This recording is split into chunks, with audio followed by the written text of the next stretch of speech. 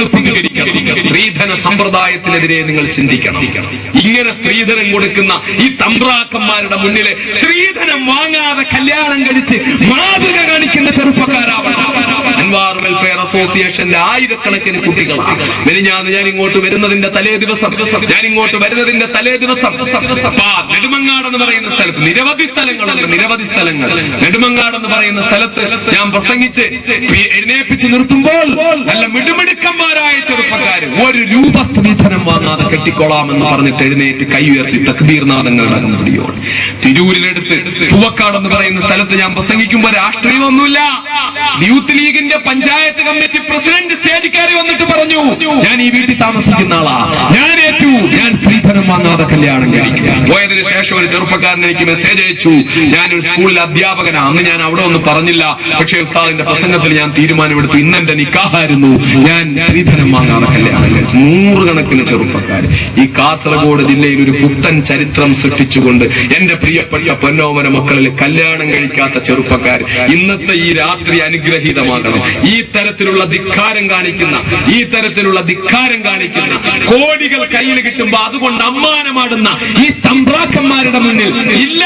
എന്റെ ഹബീബായ നബി മുഹമ്മദ് മുസ്തഫ സ്ത്രീധനം കൊടുത്തിട്ടില്ല, അലിയാര് തങ്ങൾ സ്ത്രീധനം വാങ്ങിയിട്ടില്ല, ഉമറുൽ ഫാറൂഖ് മക്കളെ കെട്ടിച്ച് സ്ത്രീധനം കൊടുത്തിട്ടല്ല, ആ ജഅഫർ ഇബ്നു അബീ താലിബ് സ്ത്രീധനം വാങ്ങിയിട്ടില്ല, മഹാനായ ഹുസൈൻ റളിയല്ലാഹു തആല അൻഹു സ്ത്രീധനം വാങ്ങിയിട്ടില്ല. സ്ത്രീധനം എന്ന വിപത്തിനെതിരെ അല്ലാഹുവിന്റെ ദീൻ നിഷ്കർഷിക്കുന്ന എനിക്കൊരു സ്വാലിഹത്തായ പെണ്ണിനെ കിട്ടണം, ആ ജീവിതം അല്ലാഹുവിന്റെ തൃപ്തിയിലാവണം, ആ ജീവിതം അല്ലാഹുവിന് ഇഷ്ടപ്പെട്ടതാകണം. അതിന് നിയത്ത് ചെയ്തുകൊണ്ട് എനിക്ക് ജീവിതമാ മക്കളെ വലുത്, സ്ത്രീധനമല്ല വലുത്, ജീവിതമാ വലുത്. ആ ജീവിതത്തിൽ അല്ലാഹു തആല ബർക്കത്ത് ചെയ്യലാ വലുത്. അതുകൊണ്ട് ആണത്തമുള്ള മിടുക്കന്മാരായ മക്കളുണ്ടോ? ഒരാള് ബർക്കത്തായിട്ട് എഴുന്നേറ്റിട്ട് പറയാൻ, ഞാൻ ഇൻഷാ അല്ലാഹ് സ്ത്രീധനം വാങ്ങാതെ കല്യാണം കഴിക്കുന്നു പറയാൻ ഒരാൾ. ഞാൻ എന്റെ വേദികളിലൊക്കെ നൂറുകണക്കിന് ആളുകളെ പ്രതിജ്ഞയെടുപ്പിച്ചുകൊണ്ടിരിക്കുക. ഇൻഷാ അല്ലാഹ് അല്ലാഹു തൗഫീഖ് ചെയ്താൽ നിങ്ങൾ പരസ്യമായിട്ടൊരു വേദിയിൽ നടത്താൻ തയ്യാറായാൽ ആയിരങ്ങളെ വെച്ച് അവരെ കൊണ്ട് ദുആ ചെയ്യിപ്പിച്ച് അവിടെ വെച്ചാ നിക്കാഹ് നടത്തുക. അതല്ല, നിങ്ങൾ സ്വന്തമായി നിങ്ങളുടെ വീട്ടിൽ വെച്ചായാലും സ്ത്രീധനം വാങ്ങാതെ നിങ്ങൾ വിവാഹം കഴിക്കുമെങ്കിൽ ഇൻഷാ അല്ലാഹ് എന്റെ ആരോഗ്യാവസ്ഥ അനുവദിക്കുമെങ്കിൽ ആ കല്യാണത്തിൽ അല്ലാഹു അനുഗ്രഹിച്ചാൽ ഞാനും പങ്കെടുക്കും. എന്റെ ആരോഗ്യാവസ്ഥ അനുകൂലിച്ചാൽ ഇൻഷാ അല്ലാഹ്. അത്രത്തോളം എനിക്ക് താല്പര്യമുള്ള വിഷയമാണ്. നൂറുകണക്കിന് ചെറുപ്പക്കാരിങ്ങനെ എണീക്കുമ്പോ കല്യാണം കഴിച്ചു പോയവർക്ക് വിഷമമാണ്. അപ്പൊ അവരെന്താ ചെയ്യുന്നതെന്നറിയോ? അവർ കുഞ്ഞുങ്ങളെ മക്കളെ വിളിച്ച് സ്റ്റേജിൽ കൊണ്ടുവന്നിട്ട് എന്റെ മോനെ കൊണ്ട് ഞാൻ സ്ത്രീധനം വാങ്ങാതെ കെട്ടിക്കുക അവസ്ഥാതെന്ന് നൂറുകണക്കിന് ആളുകളാ പറയുന്നത്. അതുകൊണ്ട് തുടങ്ങും മക്കളെ, കാസർഗോഡിന്റെ ചരിത്രത്തിൽ ഒരു പുത്തനധ്യായം എഴുതി ചേർക്ക്. ഒരാൾ ബർക്കത്തായിട്ട് എണീറ്റ് പറ, ഒറ്റയൊരാൾ പറമോനെ ഖുലൂ തക്ബീർ.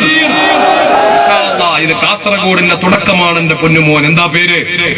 ഇങ്ങുവാ സ്റ്റേജിലേക്ക് വാ, ഇവിടെ നിന്ന് ദുആ ചെയ്യ് ഇൻഷാ അല്ലാഹ്. പേരെഴുതു മോനെ, അഡ്രസ് എഴുതു മോനെ, നമ്പർ എഴുത്, എനിക്കൊന്ന് ബന്ധപ്പെടാൻ മാത്രം, ഒന്ന് ബന്ധപ്പെടാൻ. കാസർഗോഡ് തന്നെ നല്ല പാവപ്പെട്ട കുട്ടികളെ കിട്ടും. ഇല്ലെങ്കിൽ ഇൻഷാ അല്ലാഹ് നീ പറഞ്ഞാൽ മതി, കേരളത്തിന്റെ എവിടുന്ന് വേണേലും നിനക്ക് ഞാൻ നല്ല ദീനുള്ള കുട്ടിയെ, വിദ്യാഭ്യാസമുള്ള കുട്ടിയെ കണ്ടെത്തി തരും. എന്താ പേര്? എവിടാ വീട്? കുമ്പള ബംബ്രാണ എന്ന സ്ഥലത്തുള്ള മൊയ്തീൻ സാബിത്ത് അല്ലേ എന്ന പ്രിയപ്പെട്ട പൊന്നുമോൻ ഇൻഷാ അല്ലാഹ് സ്ത്രീധനം വാങ്ങാതെ വിവാഹം കഴിക്കാമെന്ന് അല്ലാഹുവിന്റെ ഹബീബ് അഷ്റഫുൽ ഖൽഖ് മുഹമ്മദ് മുസ്തഫ സല്ലല്ലാഹു അലൈഹി വസല്ലം തങ്ങളുടെ പരിശുദ്ധ ദീനിനോടുള്ള സ്നേഹമാണ് റബ്ബേ ഇത്, നിന്റെ ഹബീബിനോടുള്ള ഇഷ്ടമാണ് റബ്ബേ ഇത്, നിന്റെ ദീനിനോടുള്ള പ്രേമമാണ് റബ്ബേ ഇത്. അല്ലാഹുവേ, എന്റെ ഈ പൊന്നുമോന്റെ തീരുമാനം പാലിക്കാൻ നീ തൗഫീഖ് ചെയ്യണം തമ്പുരാനെ. എന്റെ ഈ പ്രിയ